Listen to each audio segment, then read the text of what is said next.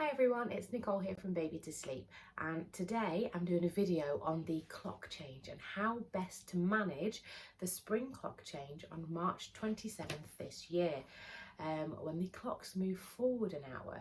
And before children we'd have been moaning about this one, saying we're losing an hour's sleep. However, if you've got children, we can actually really use this clock change to our advantage, because actually if we've got little ones that are stuck in a bit of an early rising rut, we can move a 6 o'clock wake up to 7 o'clock pretty much instantaneously. Or if we're stuck in that early to bed rut because we've gone through a nap transition, or they've recently started nursery, and naps are a little bit all over the place and our little ones are a little bit overtired, we can really start using this clock change to catch them up on sleep and move that sort of 6 o'clock stuck bedtime to more of a 7 o'clock bedtime without really having to do much. So it's absolutely fantastic. But come autumn, obviously, you know, that's the one which as parents we don't like. Pre-children, the autumn clock change is the one that we love, because we kind of go, yeah, the clocks move back, we get an extra hour in bed. It doesn't work that way with children though, does it? Because then that 6 o'clock wake up becomes 5 o'clock. So we really want to take advantage of this spring clock change, and use it to our advantage and help our little ones catch up on any sleep. And we can obviously move our wake up times a bit later, and we can move our bedtimes a bit later if that's what we want to do. So obviously we're coming up to spring, the sun is out, it's lighter in the mornings, it's lighter in the evenings, and this comes with a whole other set of problems. So I'm going to talk to you about how we're going to manage the clock change in a bit, but I'm also going to talk to you a little bit about getting stuck in that early rising rut, potentially because of some lighter mornings and lighter evenings. So I'm going to show you a few little ideas as well on how we can combat that. So we've got the lighter mornings coming on. I've already noticed this. We've had to put the blackout blinds back up because Sophia's started saying that she's waking up and it's lighter. So we've had to put the blackout blinds up. So there's various different types you can get out there. There's ones that you can get up there permanent.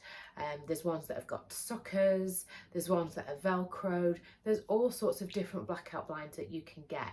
I'm going to show you the ones that we've got. I personally absolutely love them, and I have ones that are similar to these over at my mum's as well for when we go there. I absolutely love this. I'm going to show you these anyway. So I'm just going to move this round. These are the Easy Night blackout blinds. What's going on there? Oh, hang on, I think I probably need to move the whole thing round. There we go. So as you can see, these are the blackout blinds here. I'll move that up there so I can just show you. Actually, excuse the mess. So these ones here, they are literally velcroed. It's absolutely fantastic. So this bit here just velcros to the fabric, and the other bit is just velcroed to the frame. So they're really easy to take down and really easy to put up as well. So they're just literally, you can just pop them up. We also have on top of that, because I'm not a fan of the dark light rooms, we have these lovely duplex blinds as well. I won't spend the time bringing those down, but at the same time I think it's really important when you've got little ones that are early rising to actually try and combat that a little bit by putting something in place to help them. And the reason I absolutely love the Easy Night ones is they are portable and they are easy, and they literally do, if you get them on right, you can literally cover every single crack. The ones that I found when you use the suckers, they tend to let light in from all the different angles. So I absolutely love these ones. And I think they're only about 20 odd quid. I'll find a link and I'll pop it in for you. But yeah, I think they're about 20 odd quid for the these ones. So they're cheap, they're easy, and you can literally take them anywhere with you. So that's really helpful. So that's the one for the early rising. Now then, there's also a thing with sleep clocks. Okay, so sleep clocks are a funny one because it's, will my child understand them? Will they not understand them? What's the best sort to go for? Do they offer too much light? All these types of things, and it's always a bit tricky. So I'm going to show you, I've used a variety of different types of clocks over the years. Sophia's 6 now, so you can imagine how many different types that we've tried. So we've used the Grow clocks, we've used the Clayson sleep clocks, the kids sleep clocks with the rabbit awake, rabbit asleep, which I always used to recommend, and I still absolutely love that one. And again, it doesn't give off too much light. The Grow clock for me gives off a bit too much light, so I used to use like a red filter gel that you'd get on theatre lights and things like that, and lights that photographers might use, because then obviously it doesn't overheat. And I used to just sellotape that onto the actual clock to block out all the blue light, because for me, coming in at 3 o'clock in the morning, it was like you might as well have the light on. So I was never a huge fan of those, but there wasn't a huge amount out there of choice. More recently though, over the last couple of years or so, there has been a nice shift in the types of sleep clocks that are available. Now, the reason I'm talking about sleep clocks is this is what can tell your child whether it's morning or whether it's nighttime or not, okay? This is the one I've been using most recently, and it's the iCoder one. And the other thing that I really like about this one, by the way, is when you unplug it and you plug it back in, it's still got its memory. You don't have to reset the clock. So if you want to take it anywhere, you can, and it's still got its memory, which is amazing. Again, that's one of the things I always found with the other ones, the Grow clock and the Clayson's one. You used to have to reset the time every time you took it somewhere. That might be something that they've changed since, but I'm talking like years ago when I got them. But as you can see, this isn't really that bright. You can add on a light to it as well if you want to. So you can put night lights on, and you can set it for the timer as well. So it's only on for like 15 minutes, which is nice. So these are all the different ones, but the actual light, there isn't really any. All you've got is a sun, and then at night a little moon here, and it's just the numbers, so it's black.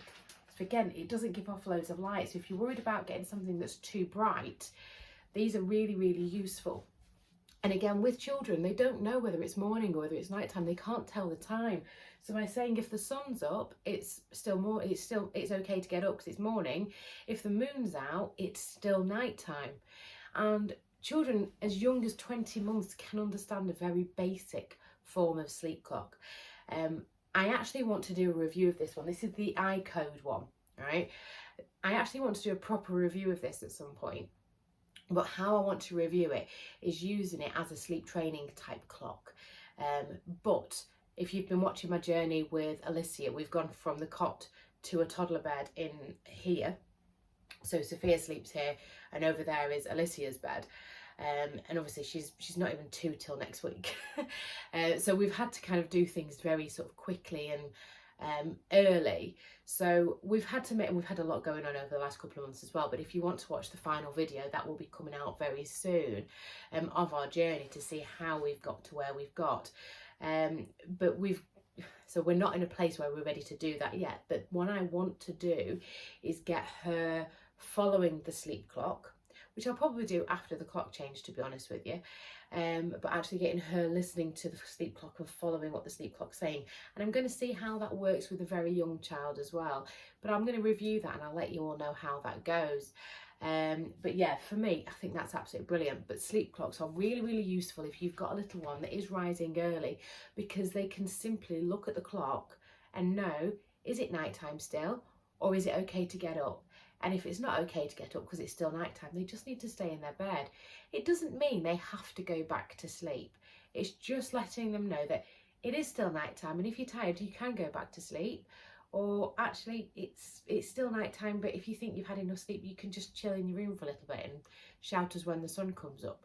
So there are little ways that you can do things like that, which are really useful. I'll also get you a code for the iCode clock as well, because I think it is a really, really good one. It's my favourite one that I've found actually over the last few years. I'm going to start trying to test a few other ones out as well. But so far, I really do love this one. So that's a little bit with the sleep clocks. Now then, there's another thing that we want to do is, because the evenings are getting lighter as well, our little ones might not be wanting to go to sleep at the time that we want them to go to bed. So again, it's about trying to set the scene before they go to bed, because if you followed any of my stuff, you'll know I was talking about melatonin. Melatonin only produces an hour to 2 hours before bedtime, and it only produces in dim light. Okay, now the difficulty with that is if the sun's blazing at 6-7 o'clock at night, that's going to make it really, really hard for our children's bodies to produce that melatonin. So we then need to take a little bit of that responsibility to say, right, okay, do you know what? I need to start getting my child ready for bed. I need to get their body clock ready for going to bed. So I need to shut out some natural lights. So this might be closing the curtains downstairs or the blinds, whatever it might be, just to try and dim the lights down. I'm not going to go into pre-bedtime routines and all these types of things. There is a video on the YouTube channel if you want to watch about pre-bedtime routines and sleep-conducive bedtime routines. So that's worth going in and having a watch over. But what I really want to talk about here is just a little bit about setting that body clock and how we're going to actually utilise the clock change to our advantage and help our little ones adjust to the new times. But what I will say, if one of the things you will know about me, red light, red light, absolutely fantastic. So when children wake up in the night, or if you're getting them ready for bed or something like that, and if you've got a really bright light on, you might not want to put that on. Now, blue lights and white lights, they're actually inhibitors of melatonin. So when you look at your alarm clock, for example, you might notice that the numbers are red, and that's because red light is the colour that least inhibits melatonin. And this here, you see my little daughter's ladybug clock. I'm going to show you how this lights up in a second. I'm just going to flick the lights off so you can see. This here is absolutely fantastic because we get enough light that I can actually, we can see what's going on in the room. But actually it's, so if you need to do a nappy change in the night or something like that and you need some kind of light, it's brilliant for that. Or if I'm coming in and they've been doing something, I can just put that on with a couple of night lights or something like that. So it's got enough light in the room, but I'm not having to flick the big light on. I'm just going to show you how that lights up because it is lovely. I just need to flick the light on this one here. And there we go. So you can see, and also you can also see while I'm here, how the sleep clock really isn't that bright either. And as you probably also see as well, I'll turn this off now. Oh, hang on, let me go through all the colours to get it off, so I've got it on my red for later. Oh, always does this. I can never turn it off properly. Should use the remote, shouldn't I? Oh, you know what, I'm just going to unplug it. Oh, it's still on because it's on battery. Gotta love a bit of technology. You can see how dark it is in here, which is absolutely brilliant. So you can see how dark it is. Just with those blackout blinds, and that's in the day, so you can see how useful they are as well for helping block out that light, and also how the clock didn't actually light everywhere up, which is brilliant. Excuse the wonderful technical issues there. So I always have issues with that at night. I'm always pressing it and kind of going, come on, turn off. Yeah, it's always good fun, but I do love the actual clock, so I love the light of it. So that's the sleep clocks. That's some lights. Oh, and this one here, if you're looking for a night light, I love this one. I don't know what they're like now. They've got them where they have lights coming off them, but this one is one that she can put on herself, and it only lasts for 10 minutes. So it goes off when she's asleep, so I'm not having to mess around with it, which is brilliant. But yeah, that comes with a Bing teddy as well. Bedtime bunny, Bing teddy and owl night light. Anyway, enough about lights. Hopefully that helps a little bit. So I want to talk a bit about the body clocks and why this is really, really important when it comes to our little ones adjusting. So our bodies get used to doing the same thing at the same time every night. Melatonin produces at the same time every night, as long as we've got it in this right environment. Okay, there's no point, if bedtime's 7 o'clock, for example, then your little one's still out riding their bike at 7 o'clock, that melatonin is not producing at 7 o'clock at night because they're not in the right environment. So it's about sending messages to the brain to say it's time to go to bed. So what we do in that run up to bedtime is really, really important. But anyway, by the by, with regards to setting that body clock and how it actually works, that we get used to waking at the same time every day. We get used to going to bed at the same time every day. We might be hungry at similar times during the day as well if we eat at set times. If we have breakfast at the same time, if we have lunch at the same time, if we have tea at the same time. These are all times that actually our body clock is used to doing certain things, and it might tell us that we're hungry, it might tell us that we're ready for bed, and it might tell us it's time for us to get up in the morning. So it's really, really important that we listen to this and we understand it, because when we're going to go and make this change, we kind of, as we say, we're losing an hour. It's like I say, we're not really losing an hour when we've got little ones. It's actually a lovely clock change. But it's not so straightforward because our little ones don't understand this. They don't realise that they're waking up an hour later or something like that than what they would normally wake up. Their body clock will just be used to the same thing. So what we need to do is kind of understand this a little bit. So we can work in multiple ways. So if we've got a little one that's really quite sensitive, that's used to doing the same things at the same times every day, making a dramatic change, and an hour might not seem dramatic, but it can be for a little one. We might not want to make that change in one go. We might want to stage it. So say, for example, our little one's bedtime is normally 7 o'clock. On the Saturday night, you may choose to put them to bed at 7 o'clock, and that's absolutely fine. It means that wake up, if they're normally waking up at 6, for example, it means wake up will be 7 o'clock. You're then going to be stuck potentially with the fact that if they're normally going to bed at 7 o'clock, well, when you try to put them down at 7 o'clock that night, it's actually really their body clock is saying it's 6 o'clock. So you might end up with a bedtime battle. So what you might choose to do is say, right, I'm going to stage this a little bit. And in the run up to it, for the 2 or 3 days before, on the Thursday, I'm going to put my little one to bed at their normal time of 7 o'clock. And we normally have breakfast at 8. So what I'm going to do is on Friday, we're going to have breakfast at 7:40. And we normally have lunch at 12. So on the Friday, I'm going to do lunch at 11:40. And we normally have tea at 5. So I'll do it at 4:40. Bedtime is 7 o'clock, so I'm going to do it at 6:40. So you've just shifted everything a little bit earlier by 20 minutes. It means your wake up might be 20 minutes earlier the next day.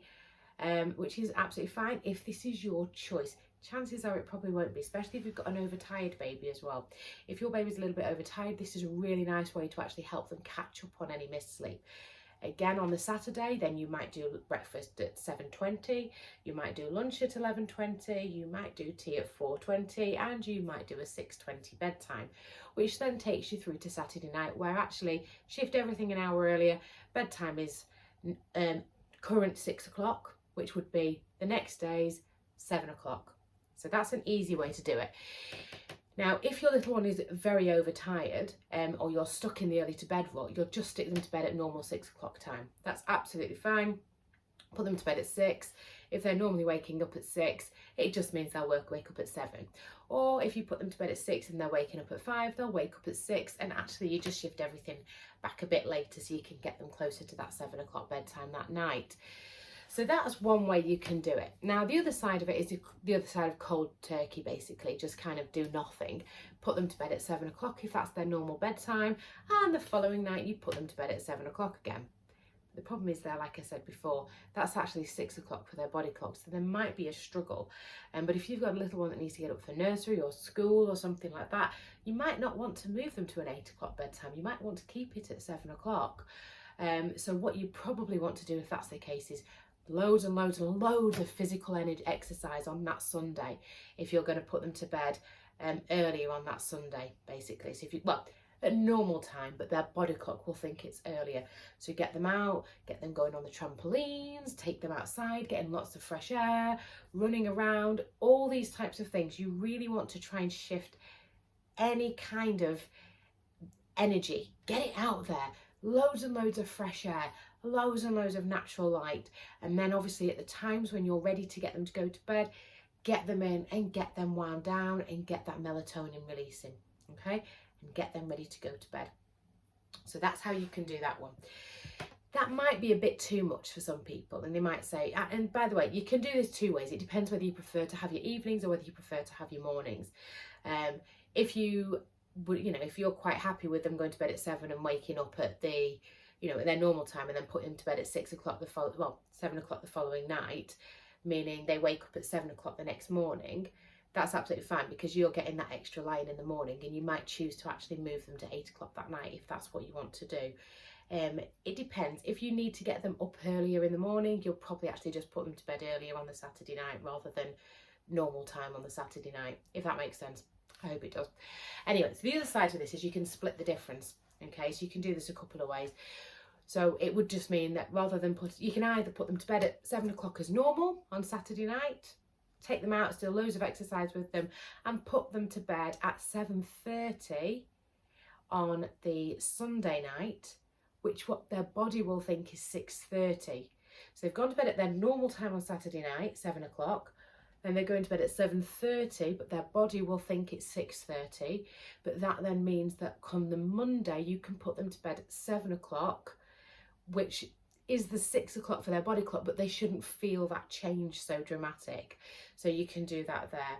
Or you could just say, well, I'll put them to bed at 6:30 on the Saturday night, and I'll put them to bed at 7 o'clock on the Sunday. Depends how quick you want to do it.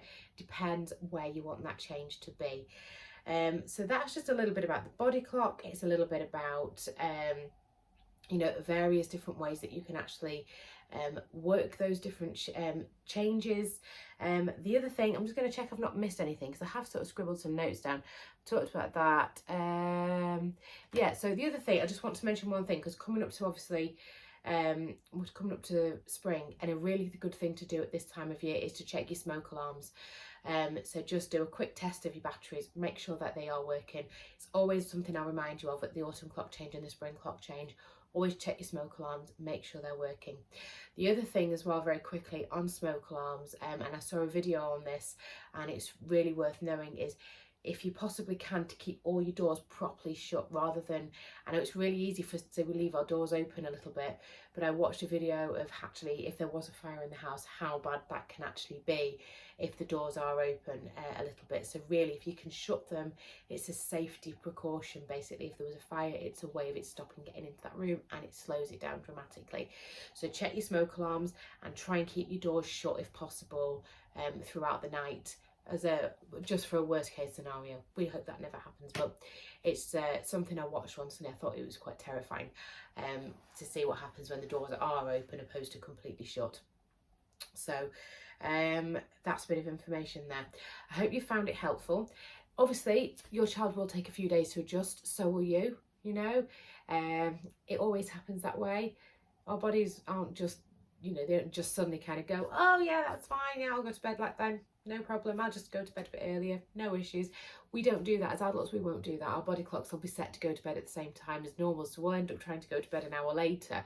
Try not to, because you could actually do yourself a favour here and catch up on a bit of sleep, but we will get ourselves back on track very quickly. We just have to help and guide our little ones.